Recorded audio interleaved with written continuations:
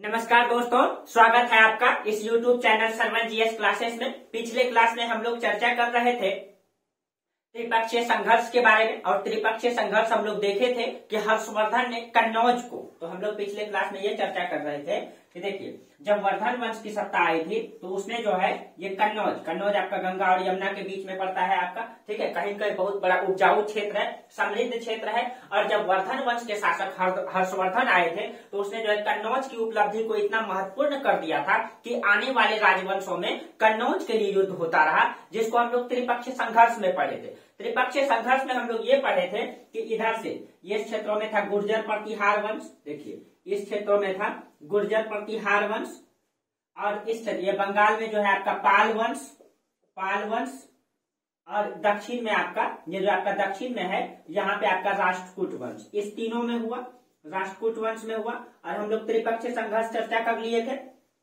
आज हम लोग चर्चा करेंगे एक एक वंश के बारे में। तो राष्ट्रकूट, प्रतिहार और हम लोगों को पाल पढ़ना है, तो आज हम लोग चर्चा कर लेते हैं पाल वंश के बारे में। देखिए हम लोग ये चर्चा किए थे कि जब कन्नौज में हर्षवर्धन था, ठीक है, हर्षवर्धन थे, तो आप याद कीजिए हर्षवर्धन के समय बंगाल में उस समय गौड़ नरेश शशांक था, तो यहाँ पे गौड़ वंश का शासक था, ठीक है। और जब कहा जाता है कि हर्षवर्धन ने गौड़ नरेश शशांक को पराजित किया था, पराजित करके बंगाल को अपने नियंत्रण में लिया, क्योंकि हर्षवर्धन जो है पूरे उत्तर भारत को जीता, ठीक है, उत्तर भारत को जीते थे।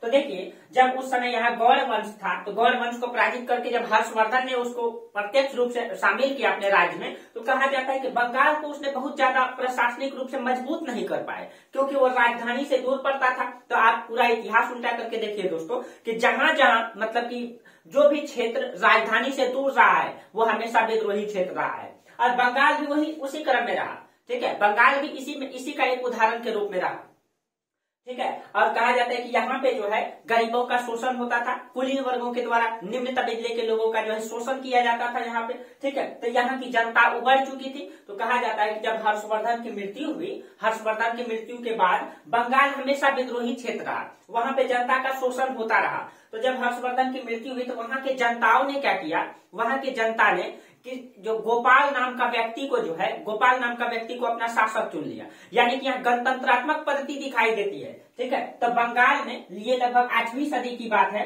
ठीक है। 8वीं सदी में क्या हुआ कि यहाँ के लोगों ने, यहाँ के जनता ने, ठीक है, गोपाल को जो है अपना इसकी कर्तव्य निष्ठा को देख करके, इसकी योग्यता को देख करके, इसकी ईमानदारी को देख करके वहां के लोगों ने गोपाल को जो है शासक चुन लिया, और यही गोपाल जो हुए ये पाल वंश के संस्थापक हुए, ठीक है। अब देखिए इसके बारे में बहुत अधिक जानकारी तो नहीं मिलती है, लेकिन जो भी जानकारी मिलती है मैं आप लोगों से शेयर करता हूँ, ठीक है। बहुत ज्यादा स्पष्ट जानकारी नहीं मिलती है इसके बारे में, ठीक है। तो जो पाल वंश के संस्थापक है दोस्तों ये गोपाल है, ठीक है, गोपाल है,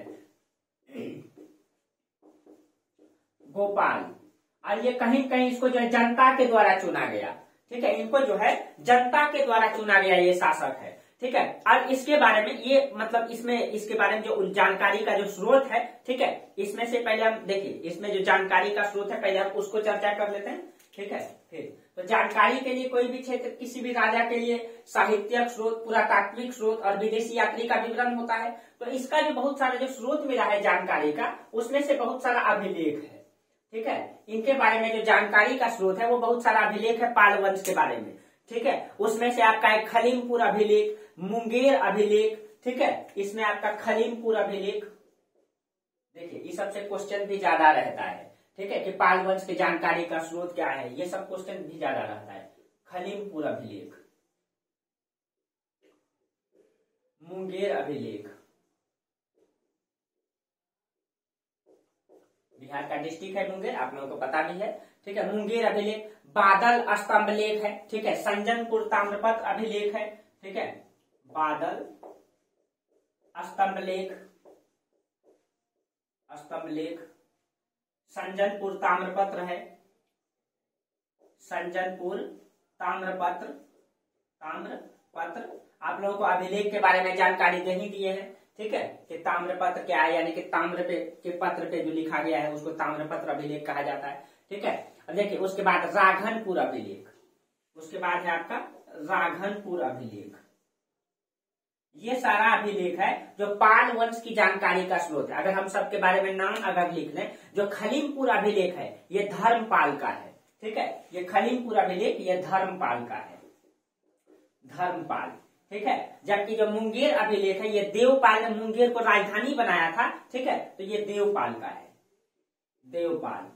और देवपाल ने कहा जाता है मुंगेर को राजधानी भी बनाया था। मुंगेर का किला आज भी है, ठीक है, आज भी है मुंगेर का किला, ठीक है, तो उसके बारे में आगे चर्चा करेंगे। बादल स्तंभलेख जो है ये नारायण पाल का है, बादल स्तंभलेख ये नारायण पाल का है, नारायण पाल।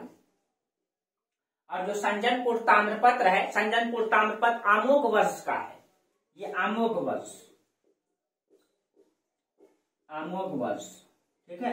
और जो राघमपुर है ये आपका गोविंद तृतीय का है, गोविंद तृतीय, गोविंद तृतीय का है, ठीक है। ये इनकी जानकारी का स्रोत है। देखिए कहा जाता है पाल वंश के बारे में दोस्तों बहुत ज्यादा जानकारी तो नहीं मिलती है, ठीक है। इसमें जो इन सारे अभिलेखों से जो इनकी जानकारी मिलती है, कहा जाता है इनके पिता का नाम जो आया है वो वैयट आया है, ठीक है, यानी कि गोपाल का जो पिता का नाम है इनका नाम आया है वैयट, वैयट। और इनके बारे में बहुत अधिक जानकारी भी प्राप्त नहीं है कि कौन थे, कहां से आए। इनको जो जनताओं ने चुना, ठीक है, और इनके जो पितामह यानी दादा का जो नाम आया है ये दैत विष्णु, यानी इनके पितामह यानी कि दादा का जो इनका नाम आया है दैत विष्णु, दैत विष्णु, ये इनके दादा का नाम है, ठीक है। और इसका पुत्र का जो नाम आया, गोपाल का जो पुत्र का नाम आया है ये देवपाल, देवपाल आया है इसके पुत्र का नाम, ठीक है। क्योंकि दोस्तों ये कोई राजघराने से संबंधित नहीं था, कोई राज परिवार से नहीं था।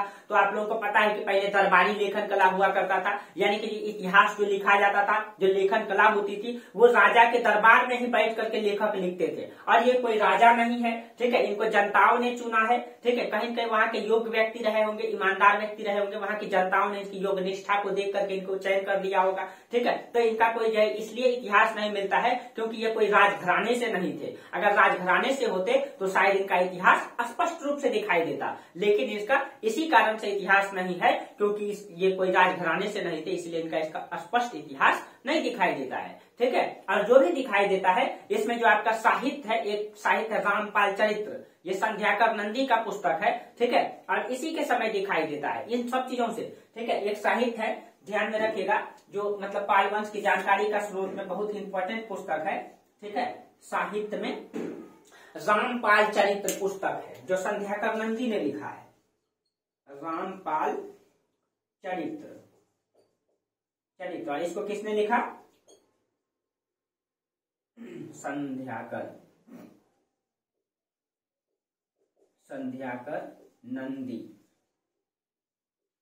संध्याकर नंदी ने लिखा इसको, ठीक है। रामपाल चरित्र ये पुस्तक इनकी जानकारी का स्रोत। हाँ, और गोपाल के बारे में कहा जाता है कि जब ये गोपाल शासक थे पाल वंश के समय, ठीक है, तो इसने एक विहार बनाया था ओदंतपुरी विहार, ठीक है। तो इनके बारे में ये जानकारी मिलती है कि गोपाल जब शासक थे ये बंगाल में ओदंतपुरी विहार बनाए थे, ओदंतपुरी विहार, ये ध्यान में रखना है, ठीक है। ये क्वेश्चन ध्यान में रखना है, क्वेश्चन पूछ भी सकता है, ठीक है। ये इनकी जानकारी का स्रोत है। उसके बाद जो शासक आता है इनका पुत्र देवपाल का नाम आता है, ठीक है। देवपाल शासक बने, बंगाल के शासक देवपाल। देखिए अब देवपाल के बारे में क्या क्या जानकारी मिलती है, आप लोग इसको नोट कर लीजिएगा। और पाल वंश इंपॉर्टेंट है, जब आप बिहार का इतिहास पढ़ेंगे तो उसमें पाल कला पूछा जाता है, ठीक है। तो आप लोगों को पाल वंश डिटेल से पढ़ना होगा अच्छी तरीके से। तो हम यहाँ तो आपका इंडियन हिस्ट्री पढ़ा रहे हैं, ठीक है। जब बिहार का स्पेशल इतिहास बताएंगे तो उसमें पाल वंश को अलग से भी चर्चा करेंगे, ठीक है। यहाँ आपको जहां तक जानकारी है वहां तक स्रोत हम निकाल करके बता रहे हैं आप लोगों को, ठीक है। हाँ, ये मतलब काफी है, ठीक है, क्वेश्चन यहीं से रहेगा आपका।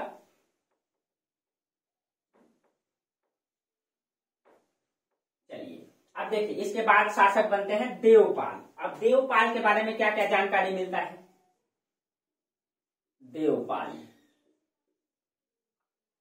देखिए कहा जाता है कि देवपाल का जो शासन काल माना जाता है ये 770 से लेकर के 790 लगभग बताया गया है, एग्जैक्ट तो नहीं, लेकिन इनका शासन काल जो माना गया है 770 से 790 तक इसने शासन किया, ठीक है।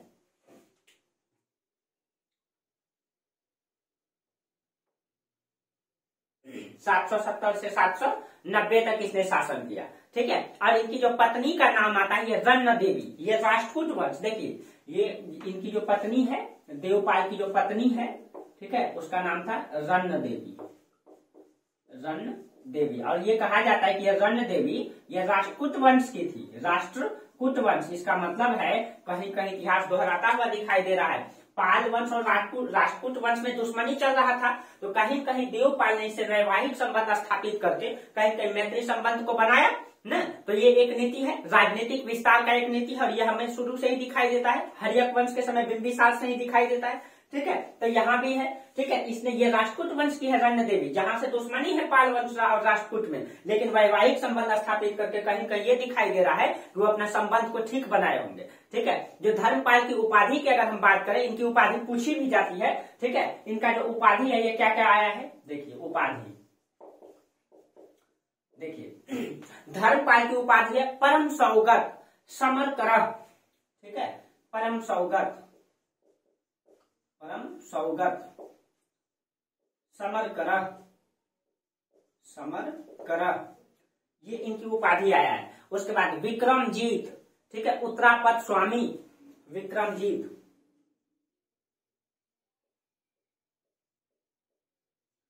इंक जो है ना काम नहीं, उत्तरापद स्वामी, उत्तरापद स्वामी। आप लोग ये कंफ्यूज नहीं कीजिएगा, हर्षवर्धन को भी उत्तरापद के नाम से एक उपाधि दिया गया है। आप लोग कमेंट करके जरूर बताएंगे कि क्या, आप लोग हम भी बता देते हैं। हर्षवर्धन को उत्तरापदनाथ कहा गया है, याद रखिएगा, हर्षवर्धन को उत्तरापदनाथ, लेकिन इनको उत्तरापद स्वामी। ये देखिए थोड़ा जहां क्वेश्चन में थोड़ा डिफिकल्ट होता है वहीं से क्वेश्चन पूछ देता है। ठीक है, इनका एक उपाधि है इनका परमेश्वर, परमेश्वर। देखिए किसी भी राजा के बारे में उनकी जो मतलब की जानकारी है, किसी भी राजा के बारे में उसका पूर्ण जानकारी कहीं कहीं उनका जो है किससे, उपाधि से पता चलता है। कोई भी राजा जो है बड़ी बड़ी उपाधि तब लेते थे जब वो विशेष दर्ज हासिल करते थे, विशेष राजनीतिक विस्तार करते थे, अपनी सभी राजाओं में अपनी योग्यता को, अपनी निष्ठा को साबित करने के लिए विशेष कार्य को करते थे। अगर इनकी उपाधि परम सौगत आता है, समर करह, विक्रमजीत, उत्तरापद स्वामी, परमेश्वर आता है, यानी परमेश्वर है वो उत्तरापद स्वामी, यानी कि इसने कहीं कहीं पूरे उत्तर को जीता, तब तो इनकी बड़ी बड़ी उपाधि आती है। देखिए इसके लिए इसको जो है इसने विक्रमशिला विश्वविद्यालय बनवाया था। इसने कहा जाता है कि यही मतलब कि आप लोगों को पढ़ाए थे कि जब नालंदा विश्वविद्यालय आपका कहाँ है, नालंदा आपका यहाँ पड़ता है। ठीक है, नालंदा डिस्ट्रिक्ट में जब ये शासक आए, ठीक है, इसने जो है विक्रमशिला विश्वविद्यालय बनाया, विक्रमशिला विश्वविद्यालय जो भागलपुर डिस्ट्रिक्ट में पड़ता है। ठीक है, भागलपुर डिस्ट्रिक्ट में पड़ता है। विक्रमशिला स्टेशन से लगभग 4 किलोमीटर है। ठीक है, जो विक्रमशिला विश्वविद्यालय है, और इसको जो है यही देवपाल शासक ने बनाया था। और देखिए पहले क्या होता था, आप लोग याद कीजिए, नालंदा विश्वविद्यालय में हम आप लोगों को पढ़ाए हैं कि इसमें ये हम आप लोगों को बताए थे कि जब यहाँ पाल वंश था, तो पाल वंश के कारण पाल वंश का पूर्ण योगदान था नालंदा विश्वविद्यालय में। और जब पाल वंश के शासक का ध्यान जो है विक्रमशिला की ओर जब आया, तो नालंदा विश्वविद्यालय की क्या होने लगी, पतन होने लगा, क्योंकि अच्छे राजाओं का सपोर्ट नहीं मिल पाने के कारण नालंदा का मतलब विलुप्ति की ओर दिखाई देता है। और उस समय विक्रमशिला विश्वविद्यालय पूर्ण रूप से उजागर हो रहा था। ठीक है, तो ये आप लोगों को बता दिए। तो याद रखिएगा कि यही देवपाल शासक है जिसने विक्रमशिला विश्वविद्यालय को बनाया। इसका मतलब इसकी आर्थिक मतलब कंडीशन मजबूत रही होगी, और इसी कारण से आप लोगों को याद कीजिए कि दक्षिण पूर्वी एशिया से इनका व्यापार मजबूत था, इसका आर्थिक और मतलब की पारिवारिक संबंध भी मजबूत था, राजनीतिक मतलब की संबंध भी मजबूत था, राजा से दोस्ताना संबंध रहा होगा, तब तो दक्षिण पूर्वी एशिया से जो है कि ये व्यापार करते हैं न, व्यापार का प्रमाण मिलता है। और कहीं कहीं वहां से दक्षिण पूर्वी एशिया, मलाया द्वीप, इंडोनेशिया, कंबोडिया, वियतनाम, थाईलैंड, इन सभी देशों से यहाँ पढ़ने के लिए छात्र भी आते थे न। तो इसका मतलब ये है कि कहीं कहीं इसका व्यापार भी मजबूत कंडीशन में रहा होगा न, इसका विदेशी संबंध भी मजबूत रहा होगा, और इसका अर्थव्यवस्था भी मजबूत रहा होगा इस कारण से। ठीक है, तो इसीलिए इनकी उपाधि भी बड़ी बड़ी दिखाई देती है पाल वंश में।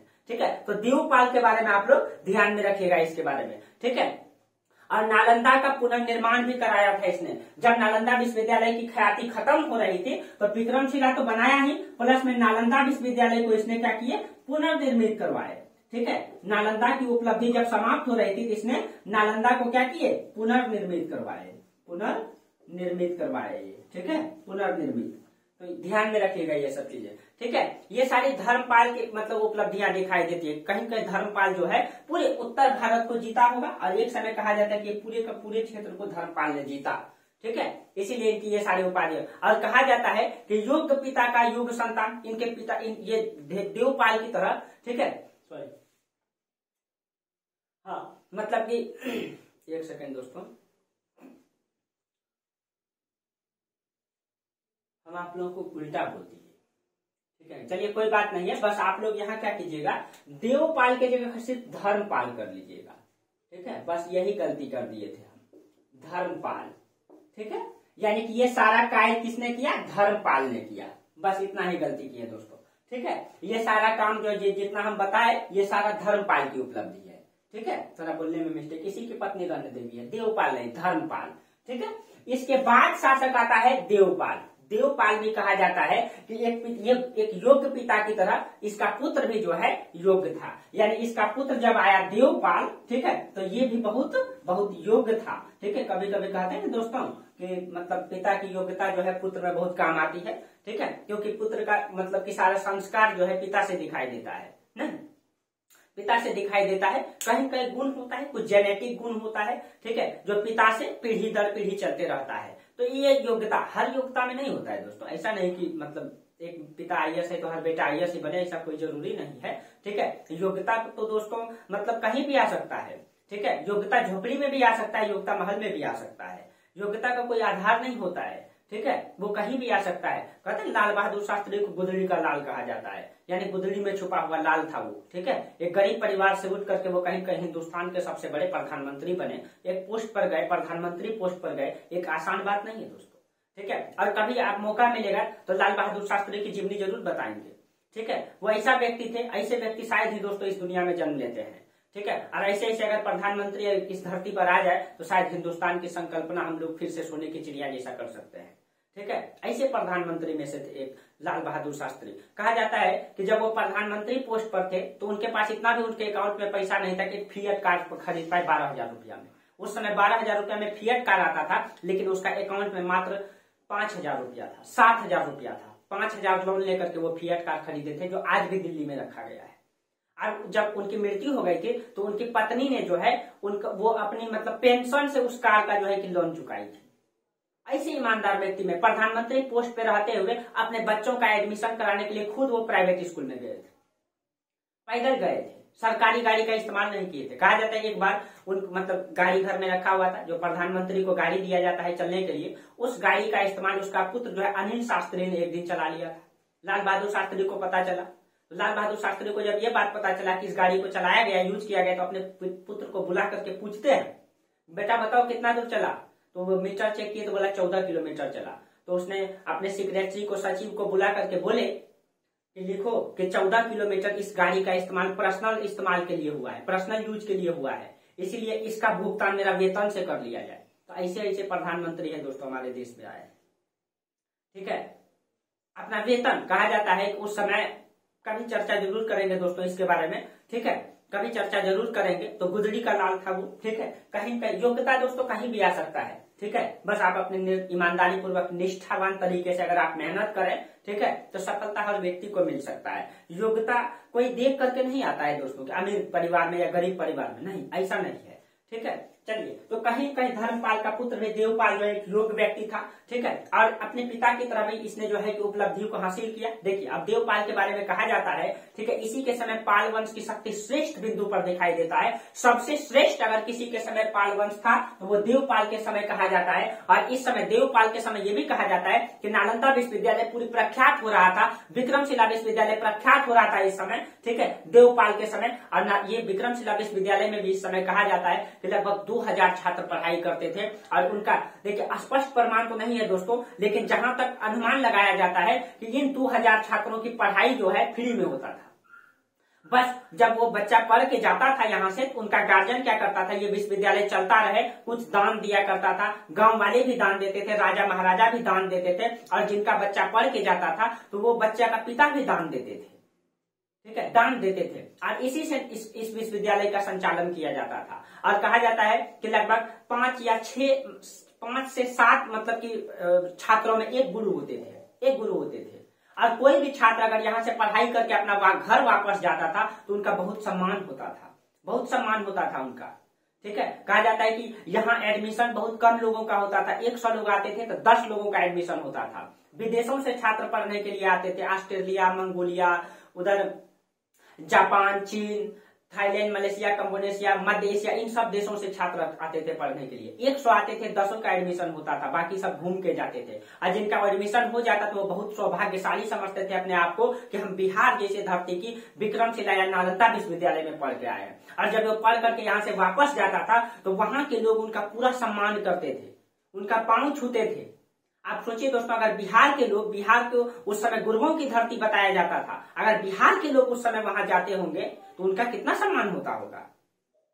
बिहार के लोगों को गुरुओं की धरती बताया जाता था, बिहार की धरती को, क्योंकि यहाँ विदेशों से छात्र पढ़ने आते थे, यहाँ पढ़ाई का सिस्टम बहुत मजबूत था।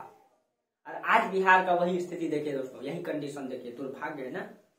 ठीक है, तो कहते हैं ना दोस्तों कि सत्ता बदलते देर नहीं लगती। ठीक है, सत्ता बदलते कभी देर नहीं लगती है, इसीलिए लोगों को घमंड नहीं करना चाहिए। ठीक है, चलिए जो भी है दोस्तों, लेकिन देवपाल की उपलब्धि बहुत सर्वश्रेष्ठ दिखाई देती है। पाल वंश में सबसे सर्वश्रेष्ठ स्थिति में देवपाल ही था शासक, जिसके समय में पाल वंश की शक्ति बहुत बड़ा दिखाई देता है। देखिए इसके बारे में क्या उल्लेख आता है, इसके बारे में कहा जाता है इसने पाल वंश की सीमा को दक्षिण में कन्याकुमारी तक विस्तारित किया था। इसको थोड़ा ठीक से ही देखते हैं।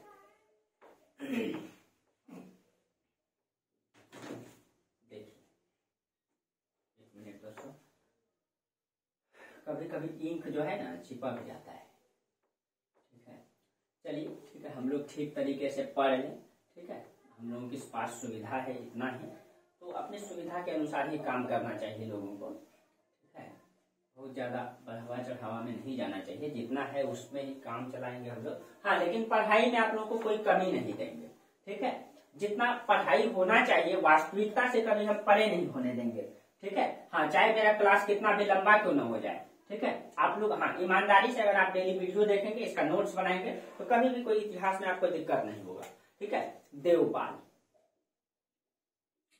देवपाल के बारे में कहा जाता है कि ये पाल वंश में सबसे सर्वश्रेष्ठ शासक माने जाते हैं और इसकी अपनी सीमा को कहीं कहीं इसके बारे में उल्लेख आता है। हालांकि दोस्तों ये अलंकारिक है या क्या है पता नहीं, लेकिन वास्तविक में ये उल्लेख आता है इसकी सीमा पाल वंश में दक्षिण में कन्याकुमारी तक था। ठीक है, कन्याकुमारी तक था, दक्षिण में कन्याकुमारी तक था इनकी सीमा।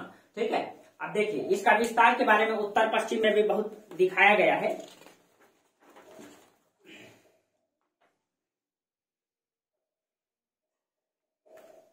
अब देखिए इसके बारे में ये भी कहा गया है कि दक्षिण में इसकी सीमा जो है कन्याकुमारी तक है, कन्याकुमारी तक। इसका मतलब ये हो सकता है कि इसने कहीं कहीं राष्ट्रकूट शासक को पराजित किया होगा। ठीक है, दक्षिण में चूल शासक है, इन सभी को पराजित किया होगा या नहीं तो इसकी अधीनता स्वीकार करता होगा। इसके बारे में ये भी कहा जाता है कि इसने हुनों को पराजित किया, द्रविड़ों को पराजित किया। ठीक है, इसने गुर्जरों को, ये जो गुर्जर प्रतिहार है दोस्तों, इसको भी पराजित किया। तो इसके बारे में कहा जाता है इसने हुन को भी पराजित किया। ठीक है, हुन को पराजित किया, इसने द्रविड़ को पराजित किया, द्रविड़ मतलब दक्षिणी लोगों को पराजित किया, और इसने गुर्जर प्रतिहारों को भी पराजित किया, और कहा जाता है एक समय पाल वंश की सीमा यह प्रतिहार वंश तक प्रत्यक्ष रूप से हुआ करता था, यानी पूरे उत्तर भारत में पूरी पाल वंश की सीमा थी। ठीक है, गुर्जर के अहंकार को चूर किया था, इसके बारे में कहा जाता है कि चूर कर दिया था। ठीक है, कहने का मतलब है देवपाल ने पिता का बदला जो है लिया, प्रतिहार को पराजित करता है। यानी आपको याद कीजिए, जब हम आपको त्रिपक्षीय संघर्ष पढ़ाए पिछले क्लास में, तो पाल वंश प्रतिहार वंश के शासक पाल को पराजित किया था, पाल को, और उस समय शासक कौन था? धर्मपाल को पराजित किया था प्रतिहार शासक। ठीक है, प्रतिहार शासक पराजित किया था। तो जब उसका पुत्र शासक बना देवपाल, तो देवपाल ने इसका बदला लिया और इसने जो है प्रतिहारों को भी क्या किया? पराजित किया। और देवपाल का राजनीतिक विस्तार के बारे में कहा जाता है कि इसने असम का क्षेत्र को जीता, उड़ीसा को जीता, कांची तमिलनाडु को जीता। तो देखिए इसके बारे में कहा जाता है ये आपका असम है, ये असम को जीता। ठीक है, इसने उड़ीसा को जीता, कांची यानी तमिलनाडु में पड़ता है कांची, वहां को उसको जीता। ठीक है, अगर हम इसका राजनीतिक विस्तार की अगर चर्चा करें तो इसके बारे में चर्चा आया कि मत्स्य का मतलब होता है जयपुर, राजस्थान का क्षेत्र। देखिए इसके बारे में ये आता है कि इसने मत्स्य को जीता। देखिए वत्स अलग है दोस्तों और मत्स्य अलग है, ये मत्स्य आपका राजस्थान में पड़ता है। ठीक है, इस क्षेत्रों में इसको जीता।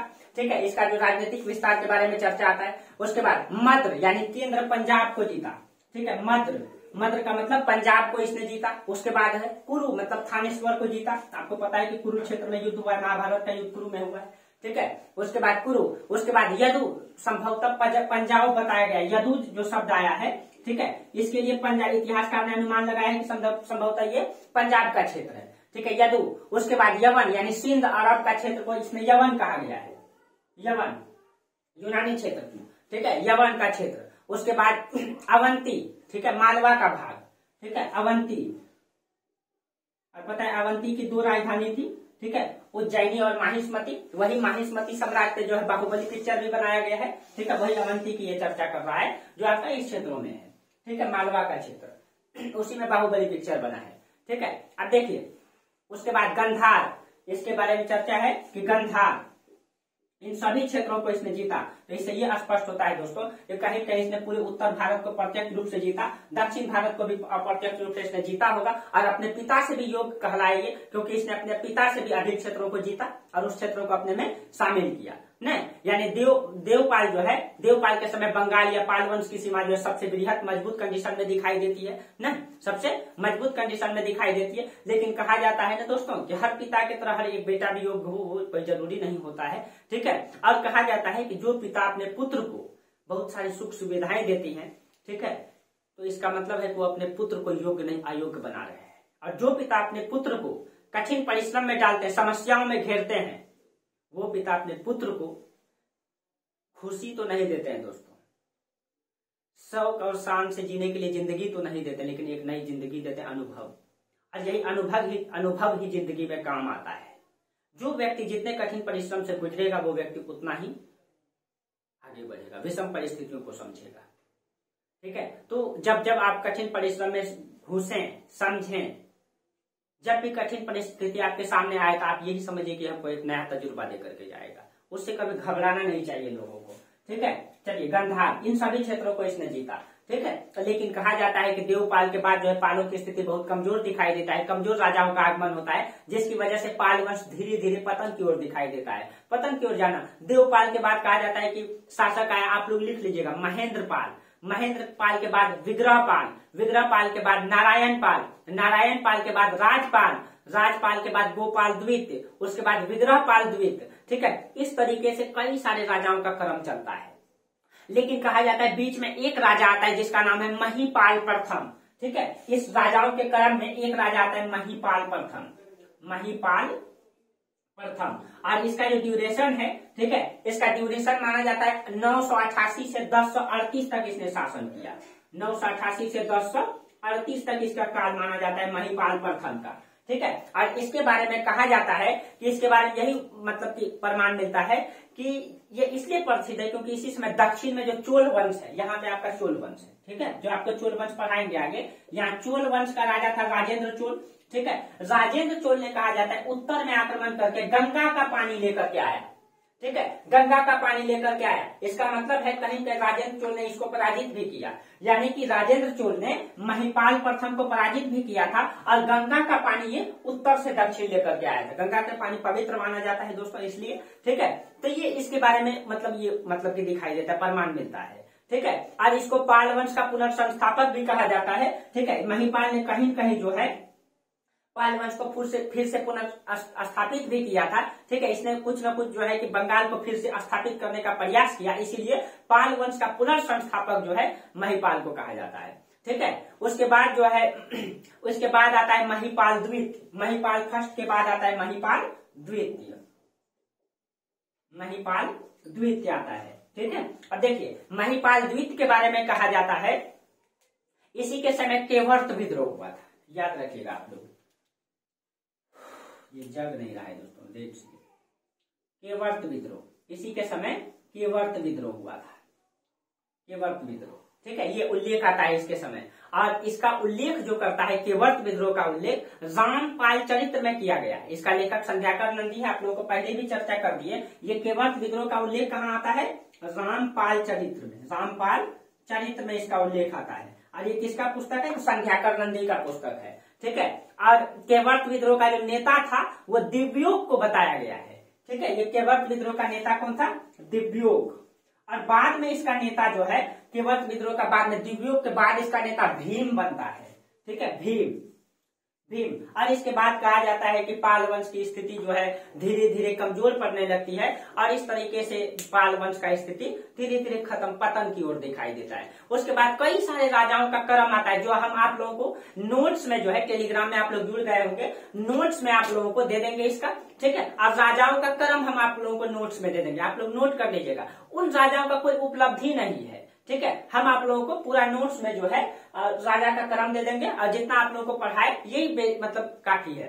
ठीक है, एग्जाम के पॉइंट ऑफ व्यू से ये काफी है, प्लस में जानकारी के लिए भी बेसिक जानकारी आपका यही है पाल वंश के बारे में। बहुत ज्यादा स्पष्ट जानकारी नहीं मिल पा रहा है दोस्तों। ठीक है, और मैं भी अध्ययन ही कर रहा हूं, तो जितना मुझे मिला मैं उसके अनुसार से दिया और इससे ज्यादा कोई बुक में मिल नहीं रहा है। ठीक है, अगर इससे आगे अगर मिले तो हम आप लोगों को जरूर शेयर करेंगे। ठीक है, हम भी अध्ययन करते हैं, बहुत ज्यादा हम भी नहीं है दोस्तों। ठीक है, जो भी जानकारी, लेकिन हाँ आप लोगों को यूपीएससी से आगे जो है इससे आगे नहीं पूछेगा यूपीएससी में। ठीक है, बीपीएससी और पीसीएस के लिए तो आप चिंतित ही न रहिए। ठीक है, किसी भी वंश को हम पढ़ाते हैं बेहतर से बेहतर आप लोगों को देने का प्रयास करते हैं, बहुत सारा बुक का अध्ययन करते हैं, फिर आप लोगों को जो है कि इतना कंटेंट दे पाते हैं। ठीक है, इसीलिए आप लोग चिंता न करें, इतना कंटेंट जुटाने के लिए आप लोगों को कम से कम 4 से 5 बुक पढ़ना पड़ेगा। ठीक है, इसलिए चलिए तो आज यहीं तक रहने दीजिए दोस्तों। ठीक है, फिर अगली क्लास में हम लोग चर्चा करेंगे प्रतिहार वंश और राष्ट्रकूट वंश के बारे में। अगली क्लास में प्रतिहार वंश हम लोग पढ़ लेंगे। ठीक है, तो आप लोगों को एकदम मतलब इतिहास को एक एक करके क्रम वाइज क्रम में लेकर के चलते हैं, कोई भी क्लास आपका एब्सेंट नहीं होगा। ठीक है, तो आज यहीं तक रहने दीजिए, हम लोग आज पाल वंश खत्म किए। ठीक है, चलिए तो तब तक के लिए आप लोग को बहुत बहुत धन्यवाद। Thank you.